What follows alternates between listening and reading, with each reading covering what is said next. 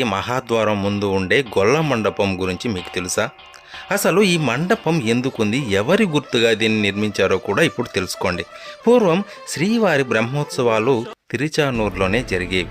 ఎందుకంటే తిరుమల ఆలయం చుట్టూ ఉన్న మాడ వీధులు ఇరుకుగా ఉండేటివి. వాహన ఊరేగింపులు జరగడానికి ఇబ్బందిగా ఉండేది. కానీ రామానుజుల వారికి మాత్రం ఈ ఉత్సవాలు ఊరేగింపులు కొండపైనే చేయాలని కోరిక. కొండపైన స్వామి ఆలయం చుట్టూ ఉన్న మాడ వీధులను వెడల్పు చేయాలని నిర్ణయించుకుంటారు. ఆ పనులను తన గురువు గారైన తిరుమల నంబి మరియు తన శిష్యుడైన అనంతాల్వార్కు అప్పజెప్పి శ్రీరంగం వెళ్ళిపోతాడు ఆయన. అక్కడ ఉండే వైష్ణవ స్వాములకు మిగిలిన వారికి మజ్జిగ ఇచ్చేది గొల్ల రామమ్మ. అక్కడ ఉన్న వారంతా, రామమ్మ నువ్వు వైష్ణవ స్వాములకు ఉచితంగా మజ్జిగ ఇస్తున్నావు ఎందుకు అని అడిగితే, వారు స్వామి పనుల కోసం చేస్తున్నారు కదా, అందుకే వారికి ఉచితంగా మజ్జిగ ఇస్తున్నాను